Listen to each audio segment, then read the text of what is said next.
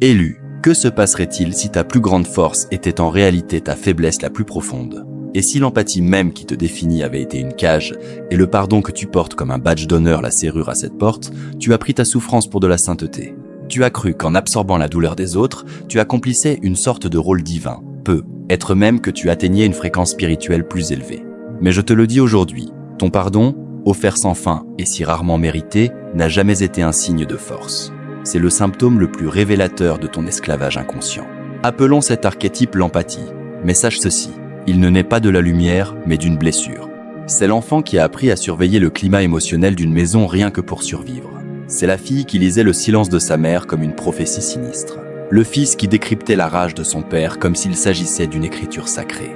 Cette sensibilité profonde n'a jamais été un don qui t'a été accordé. C'était un mécanisme de survie, patiemment forgé dans l'ombre d'une affection imprévisible. Et ainsi, tu as grandi fragile dans ta prétendue force, rayonnant dans ta blessure cachée. Mais voici le danger profond. Les personnes sensibles confondent tragiquement l'amour avec l'effacement de soi. Ils offrent le pardon comme un sacrement sacré, même à ceux qui violent leur propre âme. Pourquoi ? Parce qu'enfoui au plus profond de l'inconscient se trouve une croyance terrifiante. Si tu cesses de pardonner, tu cesseras d'être aimé. Tu crains un rejet non seulement de l'autre, mais de ce soi qui a été forgé uniquement pour plaire aux autres. Alors tu pardonnes au narcissique, tu excuses l'abuseur, tu fais des concessions aux traîtres, tu trouves des justifications aux porteurs de masques. Et dans cette danse désespérée, tu oublies que toi aussi tu portes un masque. Un masque que tu appelles paix. Un masque que tu appelles compassion. Un masque qui dissimule désespérément la rage purulente de l'enfant abandonné en toi. Mais il arrive une rupture sacrée, un moment de profonde confrontation. Il survient lorsque l'empathie cesse enfin de pardonner. Lorsque l'âme, épuisée par une vie entière à tendre l'autre joue, se retourne vers l'intérieur. Ne prends pas cela pour un acte de vengeance, c'est ton réveil. C'est le seuil de l'individuation, le point critique où le faux soi commence à se fissurer et où le soi authentique murmure sa première vérité à travers les fractures. À cet instant, les masques tombent. Non seulement ceux des autres, mais le tien aussi. Et ce que tu vois dans les décombres qui en résultent est terrifiant. Tu vois avec une clarté brutale comment ton empathie a été retournée contre toi comme une arme. Tu vois comment ta lumière a été siphonnée pour nourrir les ombres des autres. Tu vois la vérité sous-jacente que tu étais trop gentil pour exprimer et trop effrayé pour admettre. Tout le monde qui avait besoin de toi n'a jamais été digne de toi. Lorsque l'empathie cesse de pardonner, commence le douloureux travail de souvenir. Tu te souviens des moments où tu as avalé ta propre vérité pour préserver une paix fragile. Tu te souviens des fois où tu t'es excusé pour les choses mêmes qui t'ont blessé. Tout cela pour maintenir un lien. Tu te rappelles, non avec amertume, mais avec une clarté dévastatrice, comment tu t'es trahi encore et encore au nom creux de l'harmonie.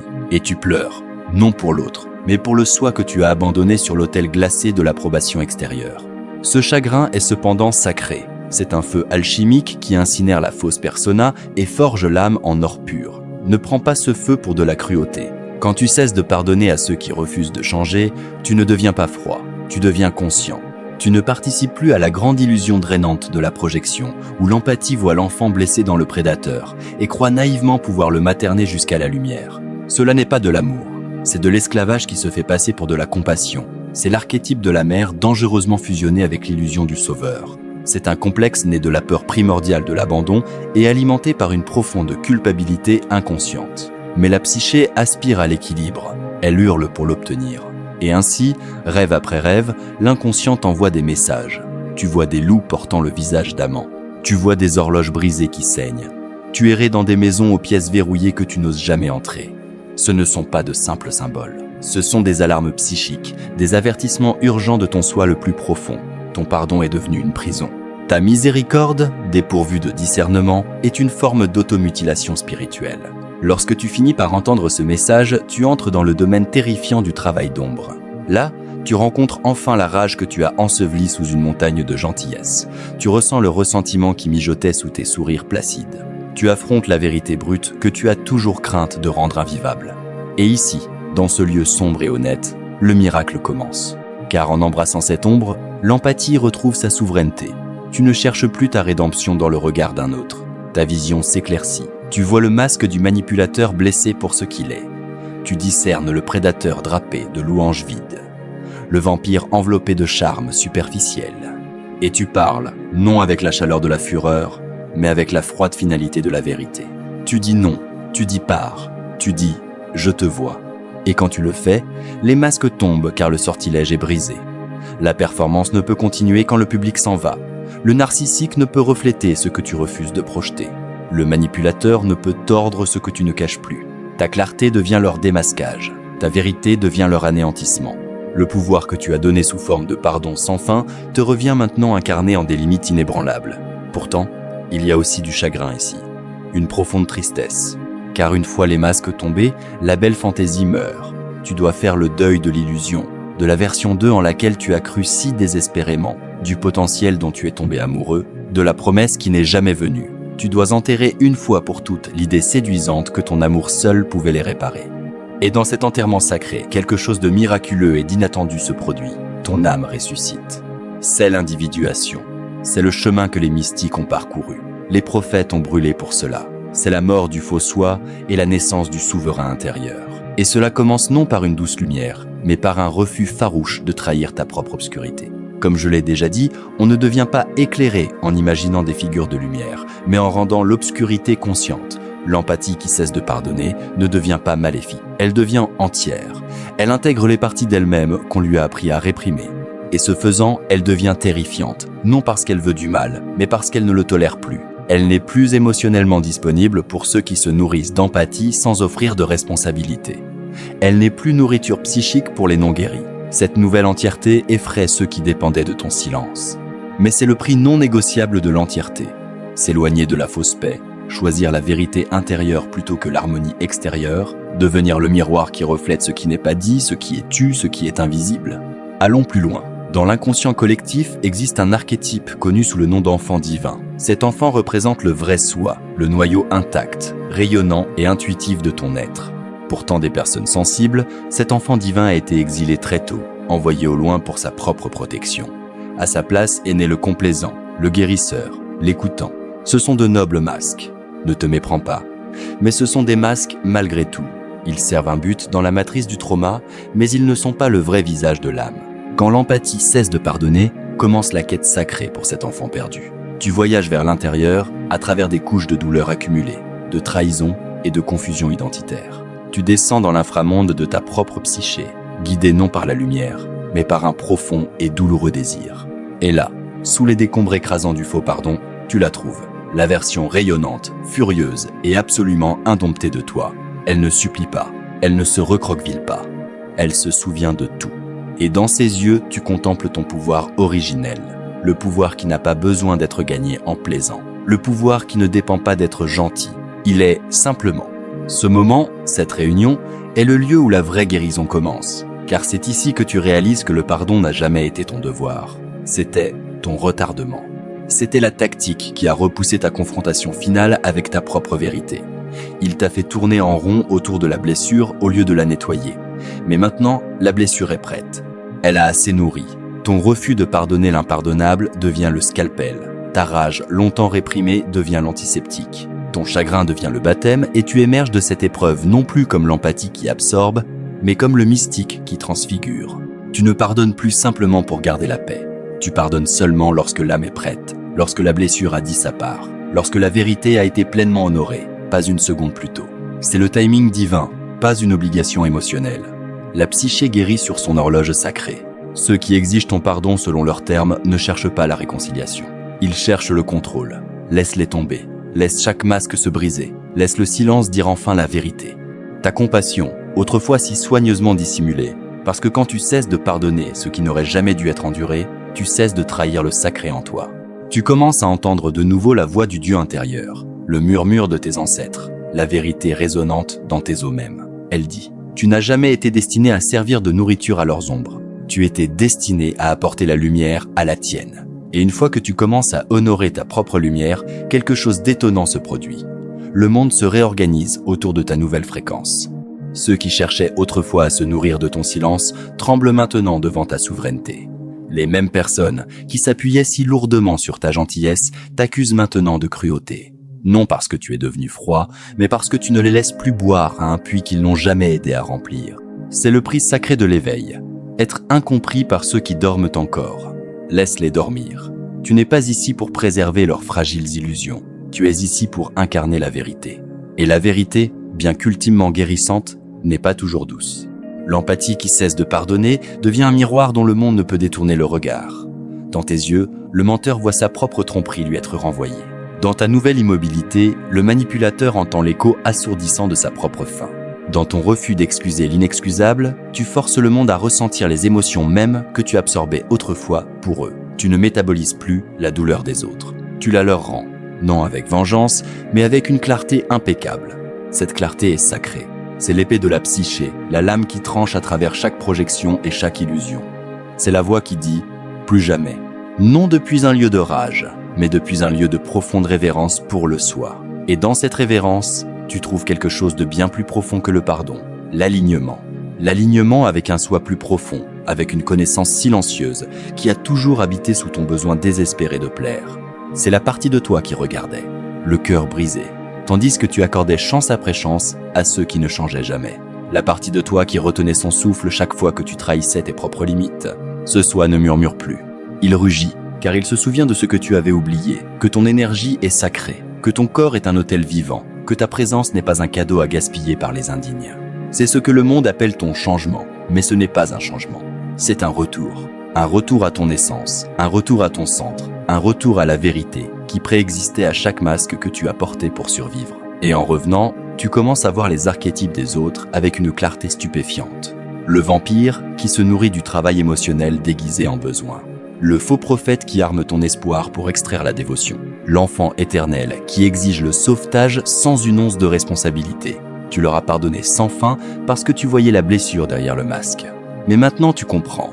Voir leur douleur ne t'oblige pas à souffrir avec eux. La compassion sans discernement n'est que l'abandon de soi. Et l'empathie qui se réveille doit prononcer un vœu sacré. Non de cesser d'aimer, mais de cesser de fuir. Car déverser de l'amour dans des puits sans fond n'est pas de la générosité. C'est du martyre. C'est l'ombre du complexe du sauveur. Un archétype naît quand un enfant croit que sa valeur se mesure uniquement à la quantité de guérison qu'il peut apporter aux autres de ce qui reste brisé en lui-même. Mais tu n'es pas un réparateur de blessures. Tu es un porteur de lumière. Et la lumière ne répare pas l'obscurité. Elle la révèle. C'est ton nouveau rôle. Non pas réparer, mais refléter. Non pas absorber, mais illuminer. Non pas pardonner imprudemment, mais bénir avec sagesse. Et ici, dans cette clarté brillante, tu commences à pardonner pour la bonne raison. Non pour maintenir une connexion mourante sous assistance, mais pour briser la chaîne qui t'entrave. Non pour nier la douleur, mais pour bénir la leçon qu'elle portait. Tu ne pardonnes plus pour oublier. Tu pardonnes pour te souvenir de qui tu es au-delà de la blessure. Et parfois le pardon n'est même pas prononcé. Parfois il est simplement la façon dont tu t'éloignes, sans cérémonie, sans explication, sans offrir un dernier morceau de ton cœur en cadeau d'adieu. Car tu sais maintenant cette vérité fondamentale. Ceux qui méritaient vraiment ton amour n'ont jamais eu besoin de ton pardon. Et ceux qui exigeaient si bruyamment ton pardon ne t'ont jamais vraiment aimé. Cette révélation brise chaque fausse croyance que tu n'as jamais portée. Elle rompt le mythe culturel selon lequel l'amour signifie sacrifice sans fin, que la guérison exige l'effacement de soi, que les limites sont antispirituelles. Ce sont des mensonges, des échos empoisonnés d'une culture qui ne révèle l'empathie que lorsqu'elle est silencieuse, complaisante et saignée volontairement pour les autres. Tu ne saigneras plus. Le sang a déjà été versé. Il a arrosé le sol aride de ton éveil. Il a baptisé les racines profondes de ta souveraineté. Maintenant tu fleuris non malgré ta douleur, mais grâce à elle. Car chaque trahison était un miroir qui t'obligeait à regarder. Chaque blessure était une porte que tu étais destiné à franchir. Chaque silence était un enseignant que tu étais destiné à écouter. Et à la fin, le plus grand pardon que tu offriras ne sera pas à eux, mais à toi-même.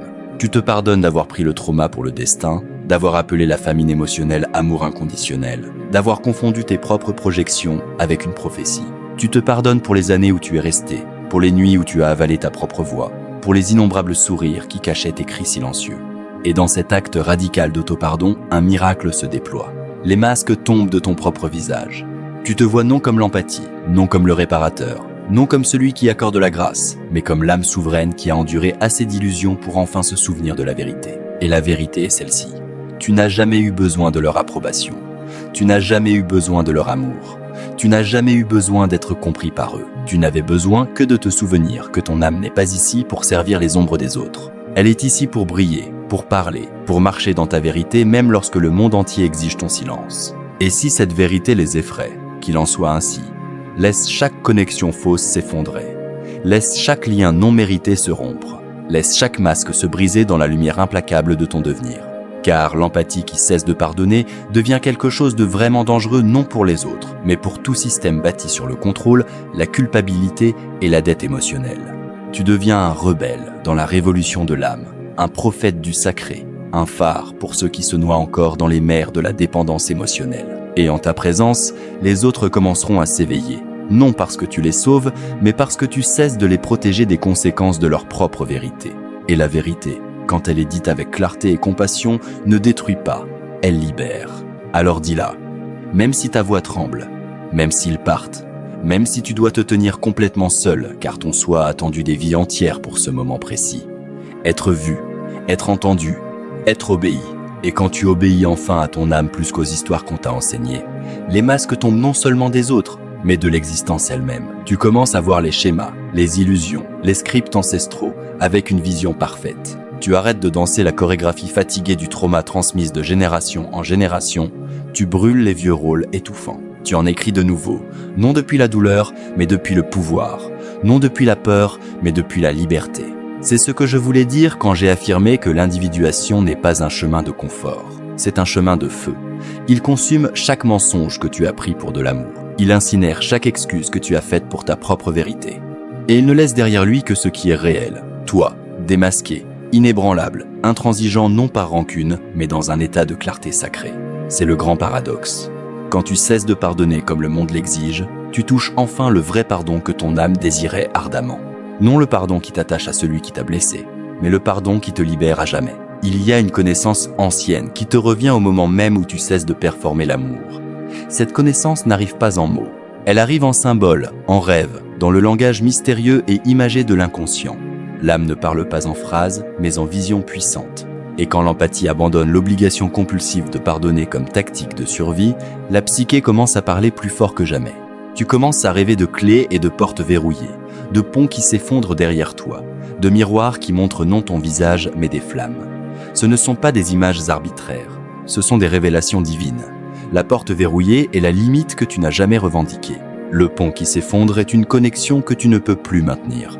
Le miroir en feu est l'illusion de ton sacrifice personnel qui fond enfin dans la vérité. Chaque rêve devient un message du soi plus profond, un télégramme psychique qui insiste. Il est temps, reviens à toi-même. Mais qu'est-ce vraiment que le soi ? Ce n'est pas ton histoire, ce n'est pas ton trauma, ce n'est pas ton rôle de compatissant, de compréhensif, de celui qui reste toujours. Le soi est l'archétype éternel de la totalité. Il contient toutes les polarités, amour et colère, silence et son, lumière et ombre. C'est ce que tu étais avant d'apprendre à te fragmenter pour être en sécurité.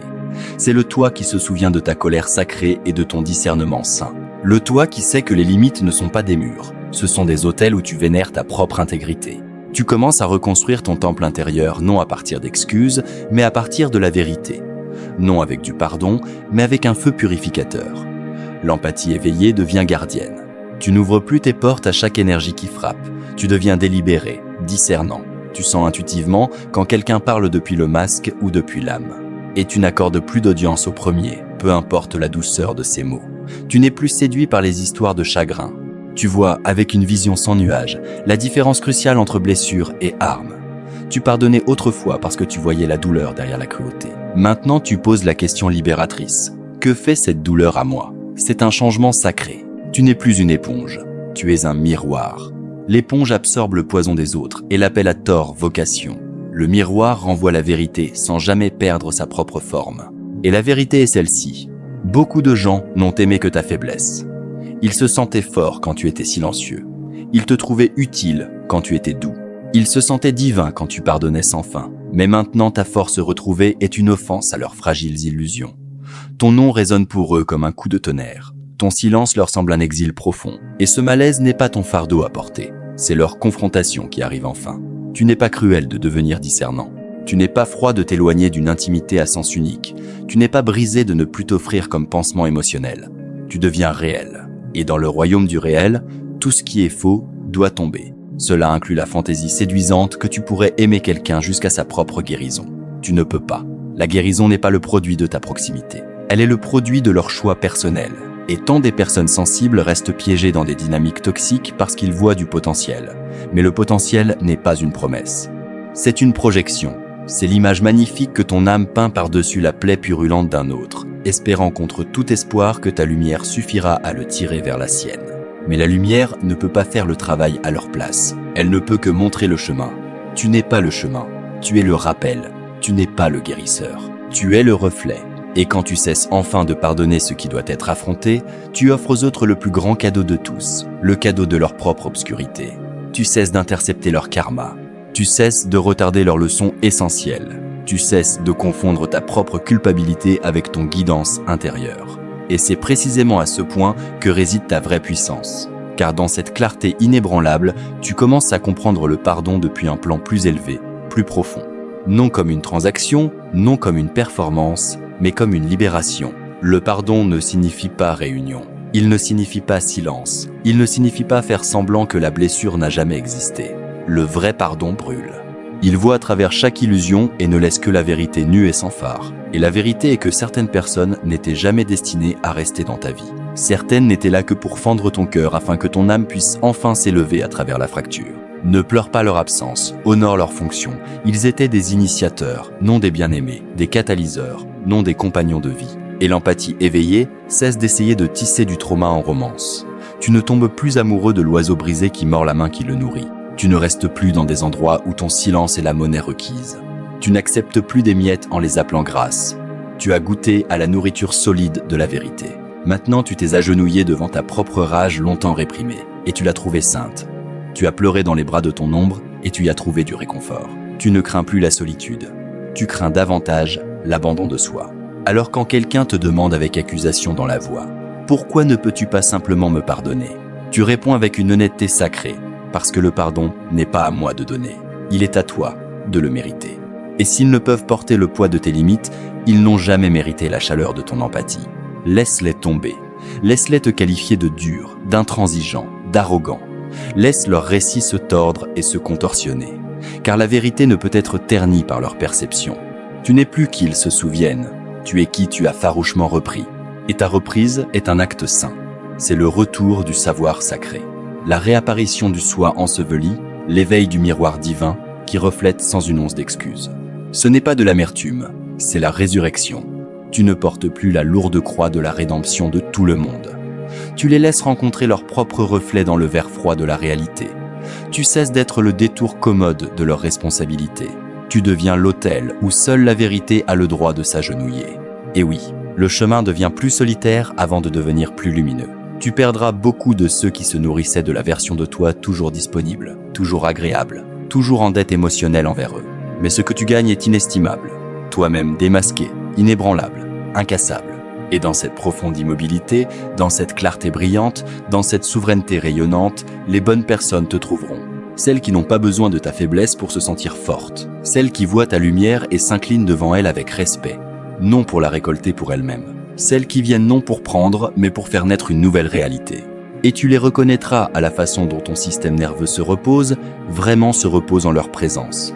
À la façon dont ton intuition s'étend, ne se rétracte pas en leur compagnie. À la façon dont la vérité coule entre vous comme un ruisseau clair et non filtré. C'est la récompense ultime de la clarté sacrée. Non une paix superficielle avec tout le monde, mais une paix profonde et durable avec toi-même. Et dans cette paix, tu découvres quelque chose de bien plus profond que le pardon. Tu découvres la loyauté envers soi. Et la loyauté envers soi, chère âme, est l'étape finale et la plus profonde de la guérison. La loyauté envers soi est le vœu que tu fais de ne plus jamais abandonner ta propre vérité. C'est l'alliance silencieuse mais puissante que tu conclus avec toi-même. Non dans les moments de triomphe, mais dans l'après-coup brut et douloureux de la trahison. Tu n'arrives pas à cet état de totalité par hasard. Tu y arrives parce que ton âme a été brisée encore et encore jusqu'à ce qu'elle ne puisse plus oublier sa forme divine originelle. Et cette forme n'a jamais été construite pour porter le poids écrasant des blessures non guéries de tout le monde. Elle a été construite pour un seul but, refléter le divin. Toi qui étais autrefois l'empathie suppliant perpétuellement pour la paix, deviens maintenant le mystique qui sait que la paix ne vient pas de la validation extérieure. Elle émerge comme une source de la terre, d'un état d'alignement interne parfait. Tu commences à réaliser que certains des pardons les plus profonds que tu vivras jamais sont le pardon de ta propre complicité dans ta souffrance, non comme auto-blâme, mais comme un éveil radical.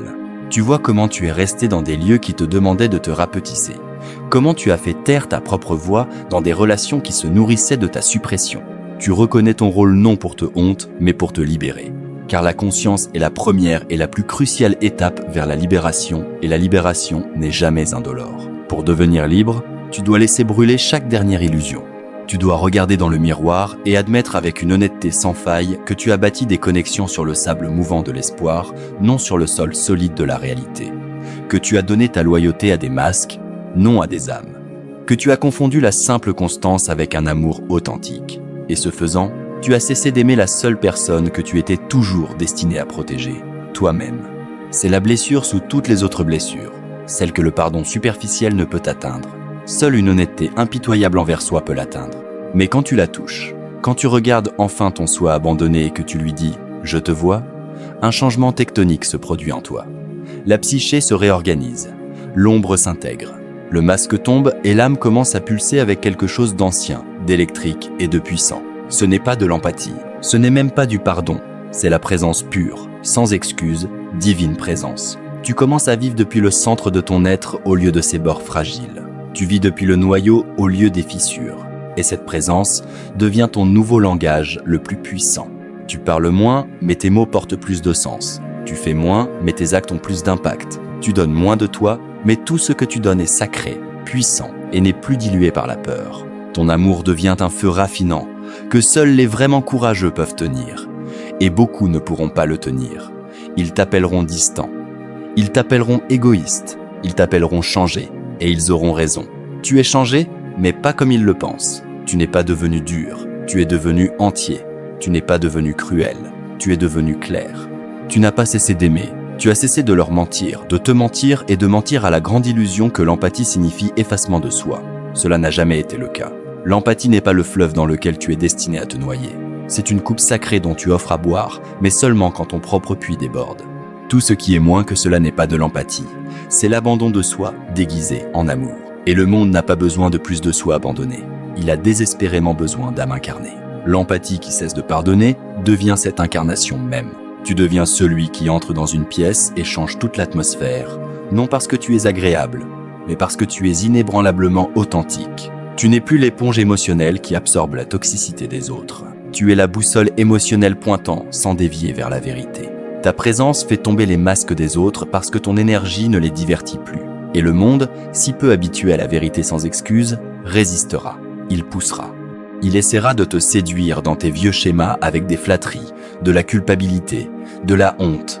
Mais tu ne danses plus pour ces miettes. Tu festines au banquet de ta propre vérité. Tu bois profondément au puits de ton propre savoir. Et dans ce savoir profond, la guérison la plus puissante se déploie non seulement pour toi, mais pour tous autour de toi. Car quand tu refuses de participer au dysfonctionnement, tu l'exposes pour ce qu'il est. Quand tu refuses d'absorber la rage de quelqu'un, il est enfin laissé seul pour en ressentir toute la force. Quand tu dis non avec un calme sacré, tu invites les autres à se rencontrer eux-mêmes, être, pour la toute première fois. C'est ce qu'est vraiment la guérison. Non réparer les autres, mais devenir si entier que ta simple présence est un remède. Si honnête que ton silence est un sermon puissant. Si souverain que ton simple non devient un miroir dans lequel les autres sont forcés de voir enfin leur propre schéma. Tu n'es plus un sauveur, tu es un révélateur. Et la révélation est toujours le commencement de la vraie transformation. Mais parlons une dernière fois du chagrin, car c'est la dernière porte que tu dois franchir. Tu pleureras ce que tu perds quand tu cesses de pardonner à tout le monde. Tu pleureras les versions complaisantes et familières de toi-même qui maintenaient la paix à tout prix. Tu pleureras les relations bâties entièrement sur une fondation de ressentiment tu. Tu pleureras le masque qui te faisait autrefois te sentir aimable aux yeux des émotionnellement indisponibles. Laisse le chagrin venir, ne lui résiste pas. Le chagrin est l'écho du détachement. C'est la preuve que tu as aimé. C'est l'évidence que tu es resté trop longtemps. C'est le rappel que tu as espéré de tout ton cœur. Et maintenant, c'est le signe que tu es enfin totalement libre. Libre d'aimer d'une nouvelle façon. Non comme une monnaie pour acheter l'affection. Non comme une performance pour gagner ta valeur, mais comme l'expression naturelle de ton essence. Tu aimes maintenant parce que tu es plein, non parce que tu es vide et effrayé. Tu donnes maintenant depuis un état de débordement, non depuis un sentiment d'obligation. Tu sers maintenant depuis un lieu de vérité, non depuis les cicatrices du trauma. Et cet amour, clair, féroce et sans tache de culpabilité, est l'amour que le monde a oublié. C'est l'amour que les blessés ne peuvent manipuler. C'est l'amour qui dit « Je ne porterai pas ton ombre pour toi, mais je me tiendrai courageusement dans la mienne, pendant que tu seras forcé de rencontrer la tienne. » C'est ce que devient l'empathie quand elle s'éveille enfin. Non plus douce, mais plus forte. non plus bruyante, mais infiniment plus sage. Non dans le commerce du pardon à tous, mais farouchement loyal au soi qui n'en a plus besoin. Alors laisse les masques tomber, laisse les vieux récits faux s'effondrer, laisse ceux qui se nourrissaient de ta faiblesse t'appeler dur, laisse-les pleurer la version de toi qui rendait leur déni confortable car tu t'es éveillé, tu t'es souvenu de qui tu es revenu à toi-même. Et dans ton retour, le monde autour de toi devient un peu plus honnête, un peu plus entier, un peu plus sacré. Je te laisse maintenant non avec un conseil, mais avec un rappel. Tu n'es pas ici pour être compris par les non-guéris. Tu n'es pas ici pour te rendre petit afin que les autres se sentent grands. Tu n'es pas ici pour pardonner ce qui a brisé ton âme en silence. Tu es ici pour devenir ce que tu étais longtemps, avant que le monde ne te demande d'oublier. Tu es ici pour brûler, pour flamboyer, pour traverser le feu de ton propre éveil et émerger sans rien de faux accroché à ta peau. Car quand l'empathie cesse de pardonner, l'âme commence son discours souverain. Et les masques tombent non comme punition, mais comme prophétie accomplie, comme le sacré dévoilement de chaque illusion, comme le glorieux commencement de la vérité, et comme le retour longtemps attendu de toi.